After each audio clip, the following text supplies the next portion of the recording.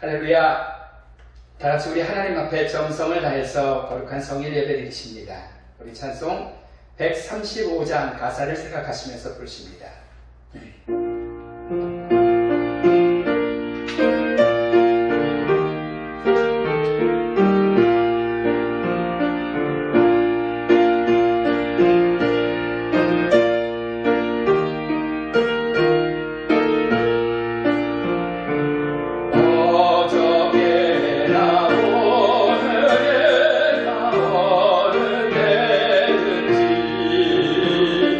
영원한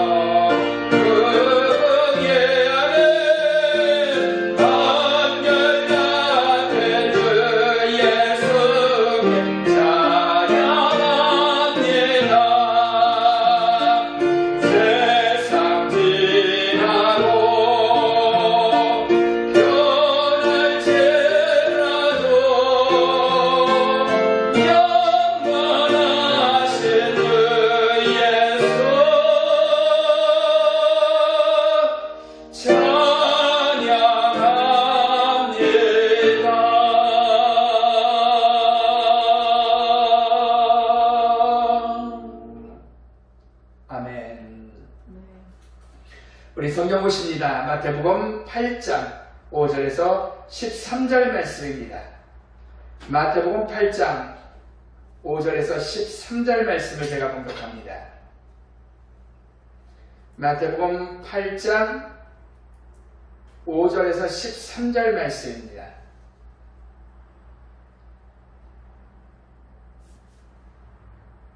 봉독합니다. 예수께서 가버나움에 들어가시니 한 백부장이 나와 간구하여 이르되 주여 내 하인이 중풍병으로 집에 누워 몹시 괴로워 하나이다. 이르시되 내가 가서 고쳐주리라. 백부장이 대답하여 이르되 주여 내 집에 들어오심을 나는 감당하지 못하겠사오니 다만 말씀으로만 하옵소서. 그러면 내 하인이 낫겠사옵나이다. 나도 남의 수하에 있는 사람이요 내 아래에도 군사가 있으니 이더러 가라 하면 가고 저더러 오라 하면 오고 내 정도로 이것을 하라 하면 하나이다. 예수께서 들으시고 놀랍게 여겨 따르는 자들에게 이르시되 내가 진실로 너희에게 이르노니 이스라엘 중 아무에게도 이만한 믿음을 보지 못하였노라. 또 너희에게 이르노니 동서로부터 많은 사람이 이르러 아브라함과 이삭과 야곱과 함께 천국에 앉으려니와 그 나라에 본 자손들은 바깥 어두운 데 쫓겨나 거기서 울며 이를 갈게 되리라. 예수께서 백부장에게 이르시되 가라 내 믿음대로 될지어다 하시니 그 즉시 하인이 나으니라. 아멘.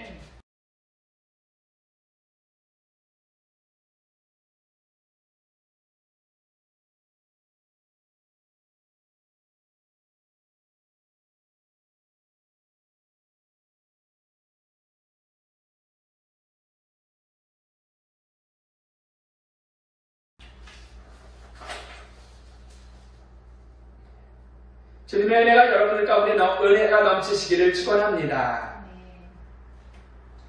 여러분 남녀가 과거에 결혼을 할 때는 어떻게 결혼을 하게 되었습니까? 진행 과정을 말씀드리는 거거든요.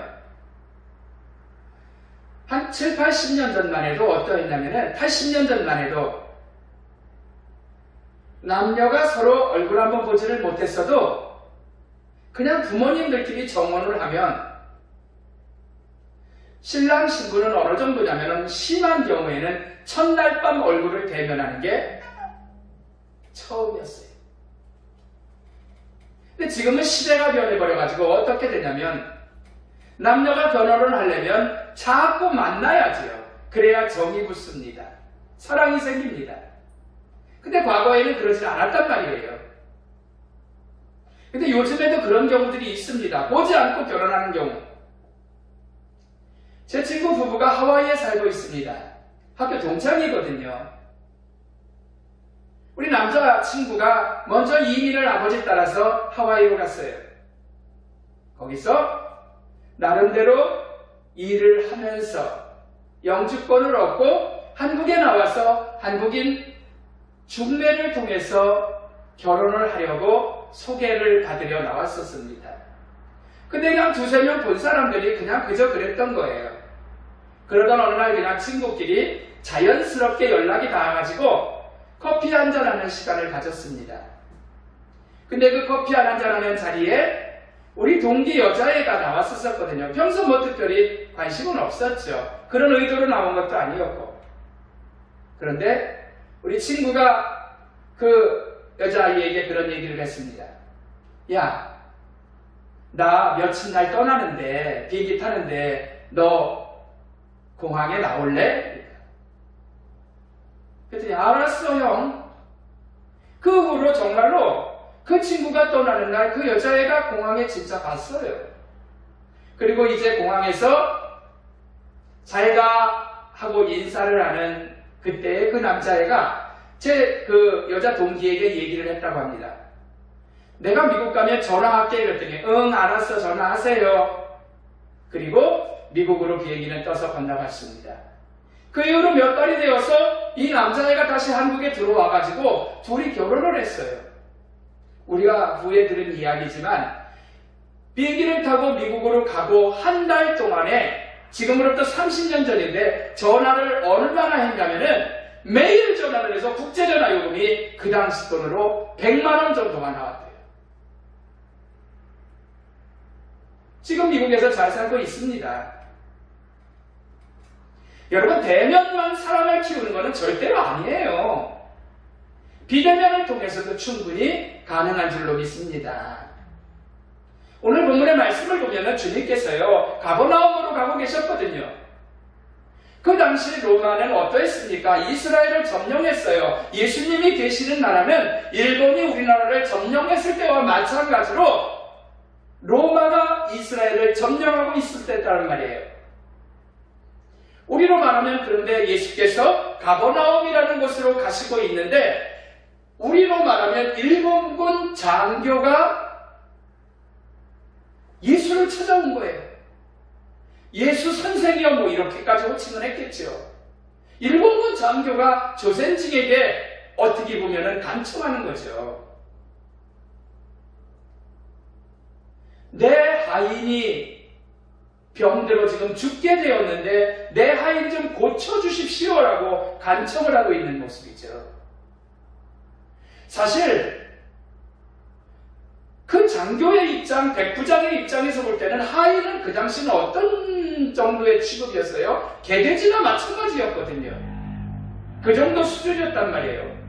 그렇지만 자기 수하에 있는 병든 하인을 고쳐달라고 간청하러 나온, 그것도 우리로 말하면 조센징 앞에 무릎을 꿇은 거랑 마찬가지죠. 간청합니다. 주님은 말씀합니다. 좋은 얘기 들었어요. 이 사람이 우리나라 사람네 회당도 지어주고 좋은 일 많이 했습니다 라고 하니까 내가 가서 고쳐주마 라고 말씀을 하죠. 근데 놀라운 사실은요, 이 백부장이 말을 해요. 예수요, 나도 남의 수하에 있고 남의 부하고 내 밑에도 부하가 있는데 나는 당신이 내 집에 오는 것을 감당하지 못하겠나이다. 말씀만 하옵소서.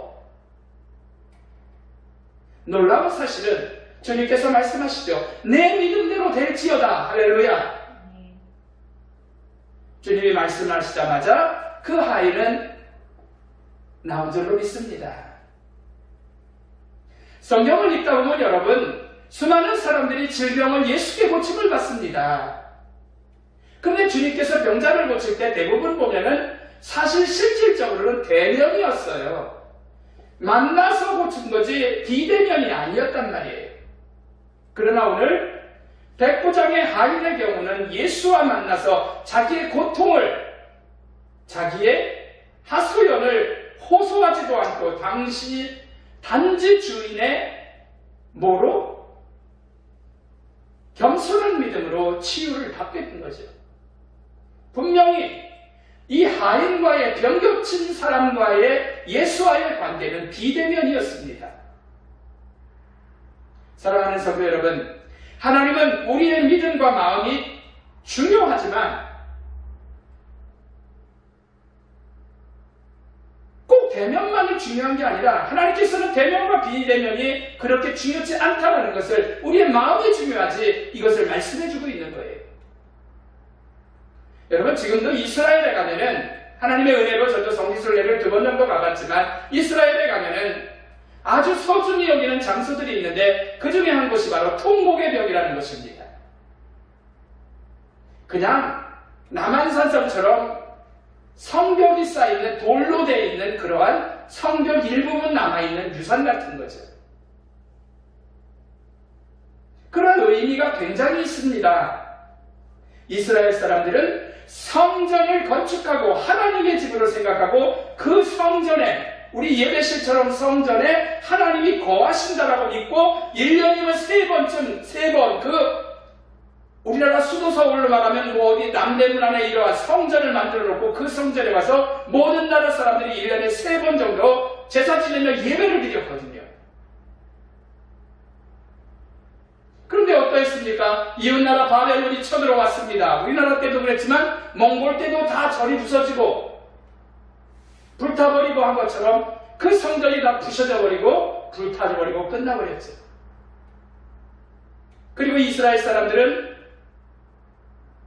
일본이 우리나라 사람들을 포로로 잡아간 것과 마찬가지로 포로로 또 잡아가 버렸습니다. 그런데 바벨론에 가 있는 이스라엘 사람들은 다니엘서를 보면 창문을 열고 동쪽으로 간 창문을 열고 예루살렘을 향해서 혹시 부서진 성전에라도 하나님께서 내려와서 가끔 계시지 않을까라는 마음으로 하루에 3번씩 기도를 드렸던 거지요. 물론 그들의 믿음에 따르면 예루살렘이 아니기 때문에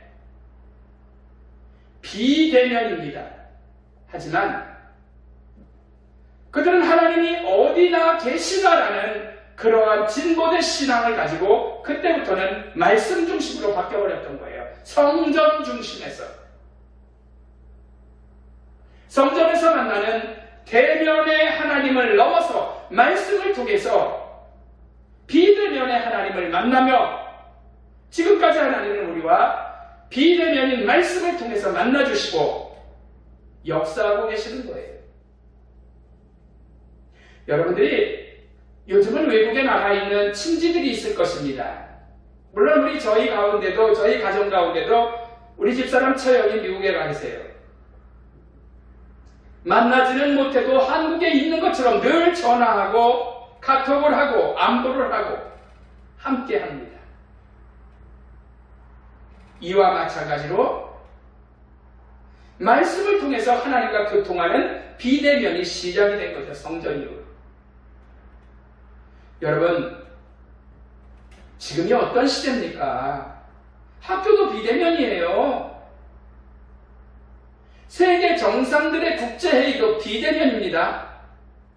하지만 우리의 지금까지의 패러다임이라 그렇지 분명히 이거 통하고 있어요. 되고 있어요. 그런 대로 어설픈 것 같지만 그냥 해결돼 나가고 있단 말이에요.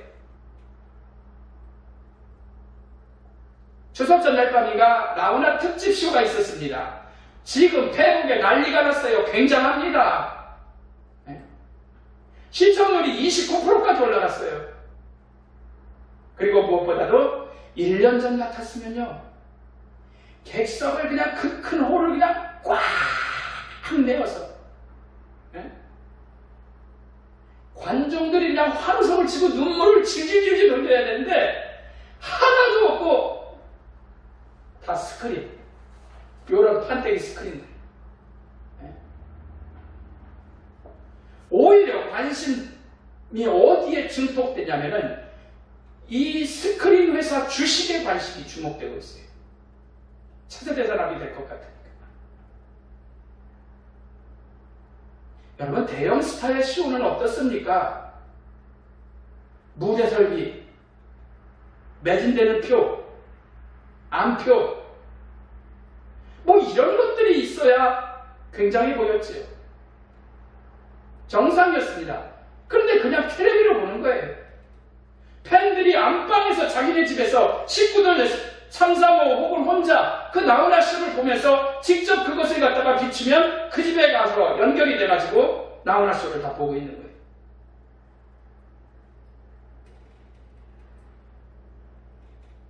그냥 TV 본 건데 과거에 TV 안 봤습니까?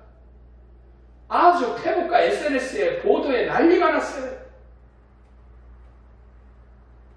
여러분, 이제는 시대가 바뀌어져 버려서 뉴욕의 거대 빌딩들이 거의 다 오피스니까, 사무실이니까 재택근무를 하게 되니까 식당들 60% 정도가 가게를 내놓고 우리는 뭐 하겠다? 그만두겠다 사업을 표명한다고 합니다. 한국에서요, 서울대학교와 최고 버금가는 예술학교가 한국예술종합학교라는 학교예요. 우리 조카들도 둘 다 거기 나왔지만 이 학교 음악 실기시험이 재밌는 거는 이번부터 뭐다? 녹화를 해서 학교에다 보내는 거예요. 교수들은 뭐 찍어놓은 녹화를 가지고 평가를 해서 학생들을 뽑겠다라는 거예요. 상상이 날 일입니까? 여러분, 앞으로 10여 년 후에는 비가 다 녹아서 없어진다 그래요. 그냥 얼음만 녹고 끝나는 게 아니잖아요. 수명이 몇 센치 높아지는 게 끝이 아니잖아요. 우리 인간이 엄청나게 많은 것을 잃게 되죠. 폭염, 한파, 그리고 과학자들은 이미 예전에서 터진 이 코로나와 같은 질병들이 인류가 파괴를 했기 때문에 그 대가로 계속 받게 된다는 거죠. 전염병 시대. 그로 인해서 결과적으로 오는 것은 뭐다? 비대면의 연속이라는 거죠. 지금까지의 문화와 생활 방식과 완전히 다른 비대면의 시대. 이미 시작이 된 거죠. 어떻게 보면요. 9개월 전에. 여러분, 돈을 벌겠다면 흥행이 최고 목적인 프로야구라든지 이런 경기들이 수만 명 들어가는 경기들을 지어놨는데 저 어려서 동네 친구들하고 만나서 운동장에서 야구하는 거하고 똑같아요. 지금은. 지들끼리만 하고 있는 거죠. 말씀드렸던 나훈아쇼 같은 관객을 주로 하는 흥행을 만들어 돈을 만드는 회사들이 전자모니터를 이용해서 그냥 그대로 하고 있습니다. 물론 경기라든지 콘서트가 비대면보다야 대면이 낫지요. 그거 인정합니다. 하지만 세상이 바뀌어버렸는데 어떡할 거예요? 이제 사람들의 심리조차 바뀌어버렸는데 마찬가지로 예배 역시 비대면보다는 대면이 나아요.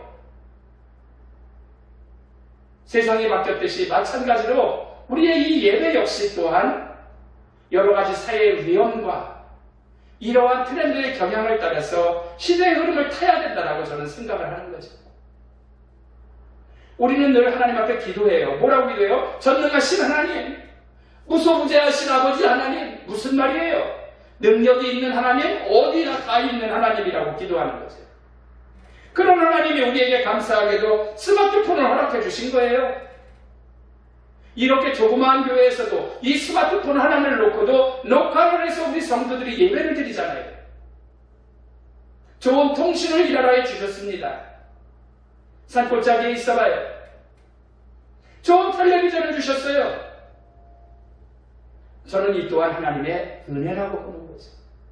은혜라고 보는 게 아니라 은혜입니다. 이 은혜로 우리 교회처럼 작은 교회도 이렇게 하나님 앞에 예배를 드리고 비대면 속에서도 하나님께서는 분명히 우리 가운데 역사하시는 것입니다. 저는 확실해요. 왜 교회에 나와 앉아 있어야만 하나님이 역사하시고 교회에 나가지 못해서 있는 상황 속에서 하나님이 역사를 안 하세요? 오해를 하지 마세요.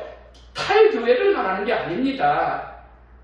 어쩔 수 없는 상황 속에 말하는 거죠. 내가 내 핑계대고 교회를 안 나오고 집에서 텔레비전이나 틀어서 예배를 드리는 것을 말하는 게 아니란 말이에요.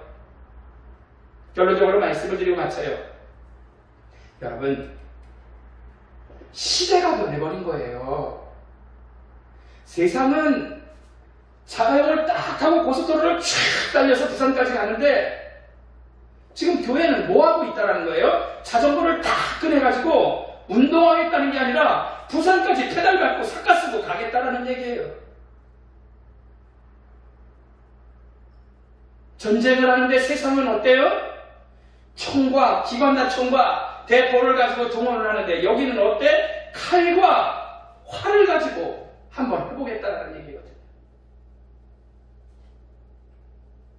세상은요, 비대면에 직면을 해서 살기 위해서 콘텐츠를 개발하고 시도하고 준비하고 이거는요 여러분 뭐예요? 생계의 문제거든요. 전쟁이거든요. 이렇게 하고 있는데 결혼식장 사진에 여러분 어때요? 나 그런 것도 봤어요. 신랑 신부 축하객들이 모였는데 마스크 다 뒤집어쓰고 사진 찍은 거예요. 하나 둘 셋 찰칵. 제가 신랑이고 여기 우리 집사람이 있고 여기 신부 친구들, 여기 신랑 친구들이 있는데 다 마스크 이만큼 뒤집어 쓰고 사진 찍었다라고 이거를 좀 한번 지금 상상해 보세요. 얼마나 무섭습니까?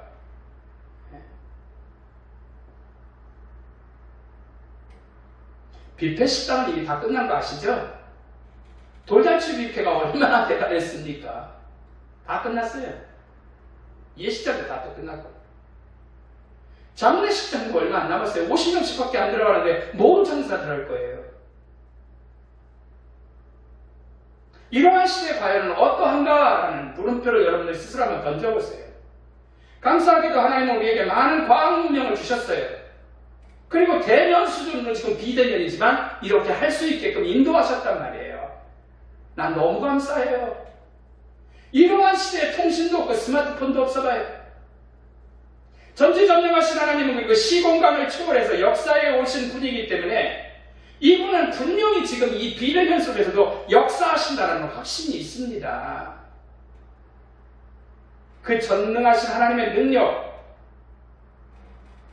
새로운 비대면을 통해서도 하나님은 분명히 역사하실 것입니다. 건물 있는 교회의 중심의 신앙생활에서 이제는 각 가정의 처소에서 하나님을 만나며 교제를 합니다. 그리고 그 하나님과 함께 천국을 걸어가기 위해서 최선을 다하는 거예요. 그것이 바로 새로운 신앙생활이고 이 방식 시대가 도래한 거라는 거죠. 이러한 시대의 흐름을 여러분들이 기억하시고 새로운 패러다임에 잘 승차하시어서 훗날 천국의 주인공들이 되시기를 다 주의 이름으로 부탁을 드립니다.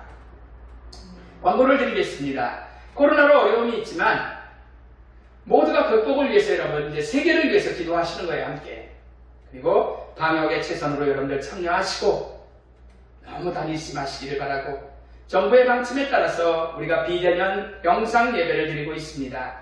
각자의 처소에서 정성으로 예배에 임하시기를 바라고 주중 가까우신 분들이라든지 가능하신 분들은 시간을 내셔서 교회를 찾아서 잠깐 기도하시고 하나님 앞에 예물도 드리시고 이렇게 하나님과 교회 중심으로 교제하시기를 부탁을 드립니다. 그리고 이제 헌금은 통장에 입금을 하시거나 주중에 교회 오실 때 하시면 좋을 것 같고 하나님께서 여러분들이 늘 한 주간도 승리의 삶 되도록 인도하실 것을 믿고 하나님 앞에 이 시간에 기도를 드립니다. 이 시간 기도 드리는 것은 여러분들 또한 헌금은 여러분들 섬기시는 교회에 정성을 다해서 하나님 앞에 예물을 드리시기를 바라고 우리 산돌교회 성도님들은 저희 교회 하나님 앞에 정성을 다해서 나중에 오실 때라든지 입금을 통해서 드리시면 좋을 것 같아요. 헌금 기도와 축도하고 예배를 마치겠습니다. 사랑 많으신 아버지 하나님 감사와 영광을 돌립니다. 주님께서 저희들을 사랑하시고 인도하여 주셔서 하나님의 은혜 안에 저희들이 거룩한 성일 주일 예배를 드리고 하나님 귀한 예물 주님 앞에 드립니다.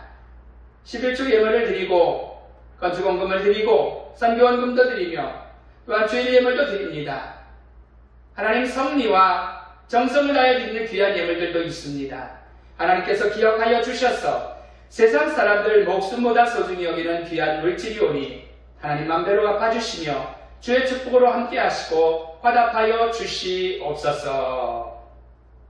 헛된 지출 없도록 막아주시옵소서. 이제는 우리 주 예수 그리스도의 은혜와 하나님 아버지의 무한하신 사랑과 성령님의 감동감화 교통하시니 주님 앞에서 예배를 드리고 하나님 앞에 영광 돌리며 이 비대면 속에서도 주님과 온전히 교통하기 원하고 돌아가는 사랑하는 성도들 머리 위에 이제로부터 영원토록 함께하여 주시기를 간절히 축원하옵나이다. 아멘.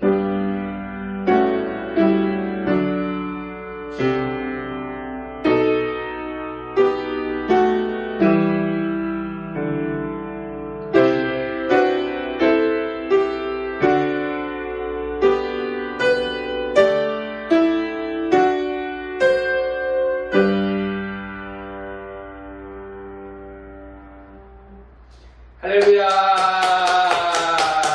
한 주간 승리하시기를 바랍니다. 감사합니다.